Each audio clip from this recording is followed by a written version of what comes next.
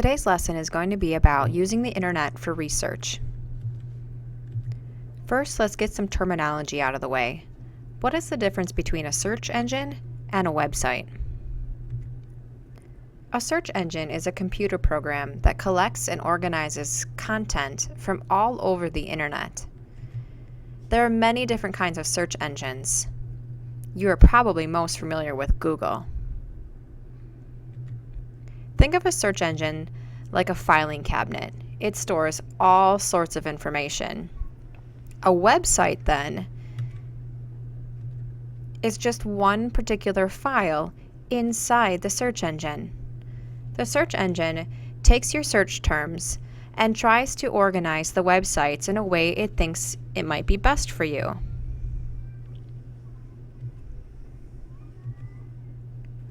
When you're using a search engine like Google, remember a couple things. First, enter keywords.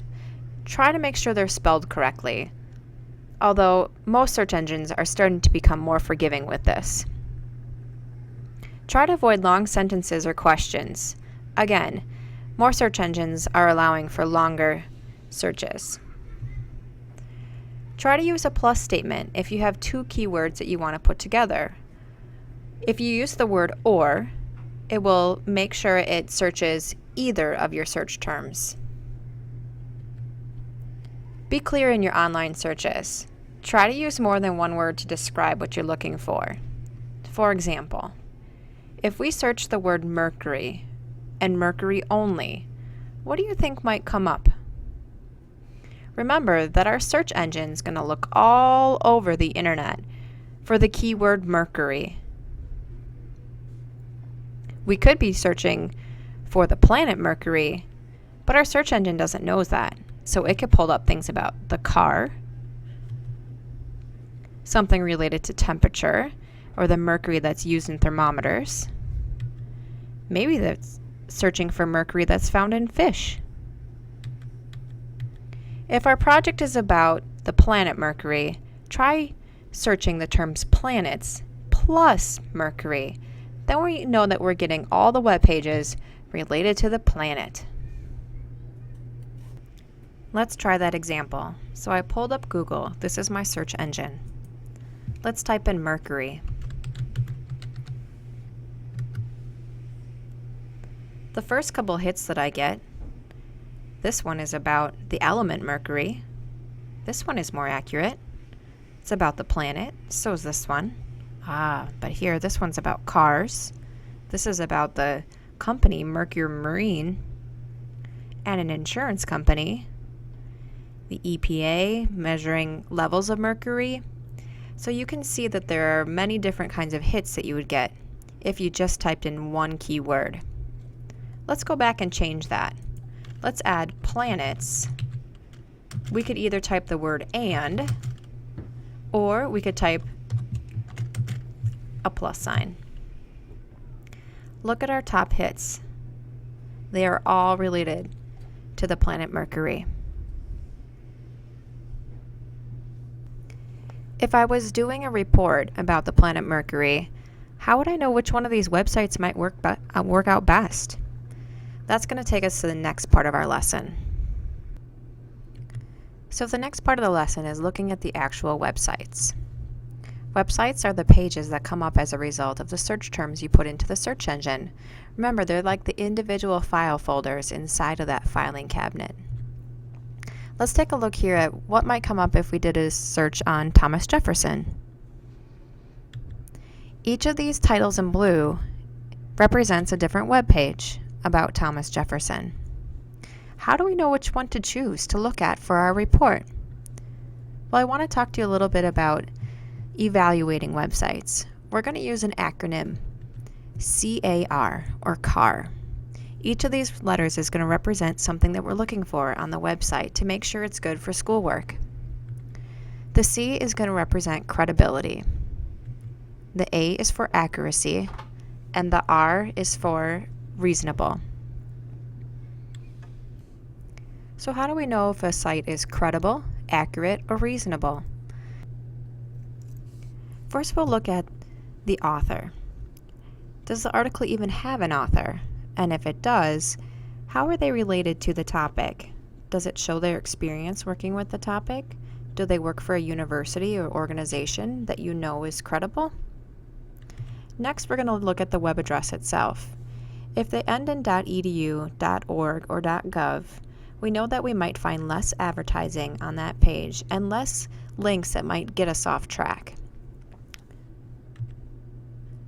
We next want to look at the website itself and see if it has a familiar source, something that you've heard of before, like maybe a news station like NBC News or National Geographic or PBS or USA Today or Scholastic, some organization that you know is familiar. Let's go with accuracy next. One thing that we can do is look at the copyright or when the page was last updated. The more current, the better. Then we want to read the page. Some of the information on the page should sound familiar, so facts that you've read in other places should match what you're reading now on this website. Also, good websites will also cite where they're getting their information from. So, for example, at the bottom of the web page, they will list their sources of information. Let's go to reasonable. Many websites today have a lot of advertising or links to pages that have nothing to do with what you're looking at. A lot of them can be very distracting.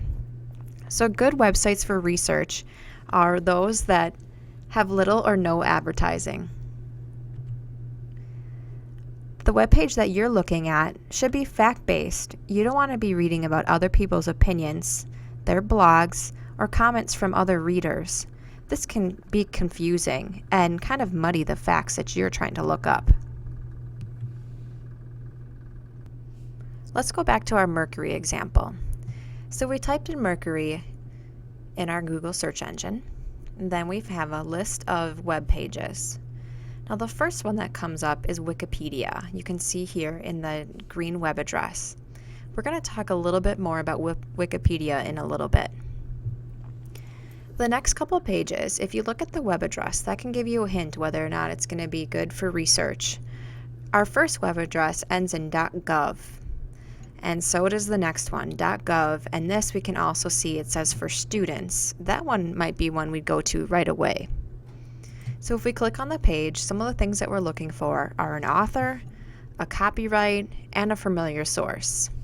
Well, I'm sure just about everyone is familiar with NASA.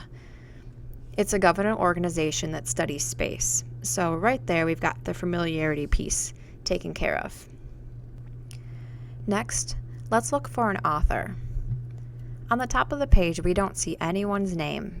No author credit or written by. Let's check the bottom of the page. It looks like there's a person's name right here, but it doesn't say written by. So I'd be a little cautious naming that person as the author. I don't see any other names down here besides the NASA official and the page editor, which does not give a specific name. So we may have to skip an author for now. But I do see some information that's pretty important. When the page was last updated, it's pretty current. So this would be good for our accuracy. Let's move on to some of the other pages that we saw on that list. So the first two after the Wikipedia were government pages. This next one lists National Geographic. We know that's a good source for kids. The next one here says factmonster.com. I've never heard of this organization, and it ends in a .com. Many times organizations that have websites for business end in a .com. And what I mean by that is that if it's a business, somebody's trying to make money. And look around this page. There's lots of advertising. It's really distracting. Does that mean this page is bad? Well, let's take a look. Well, Fact Monster, we can click on them and figure out who they are. Again, more advertising, but let's look for authors or information about the company. If I go down to the bottom of the page, and I can look at how to cite Fact Monster in my report, it tells me that I'm getting information from almanacs, articles, encyclopedias, dictionaries. So this might actually be a reputable source because it's pulling information from other reputable sources and putting it all on one web page for me. I also know that it's part of Pearson Education, which is a publishing company, and it also lists a copyright. So this one, although it's very distracting with all of its ads, may provide some good information for me in one spot. It's pulling off information from encyclopedias and so forth.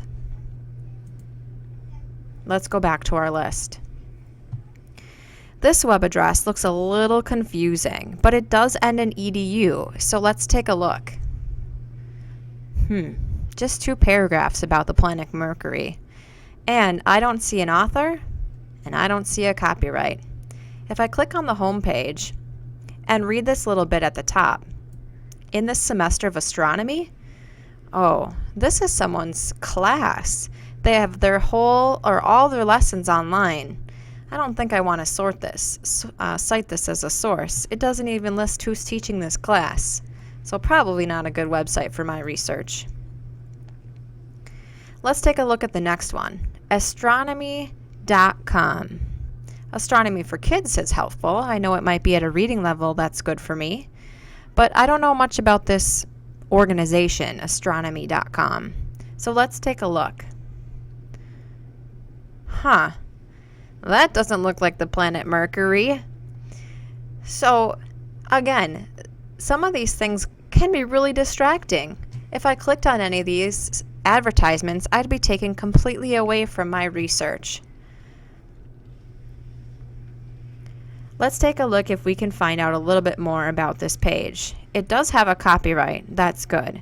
But since it's ending in a .com, someone's trying to make money off of it.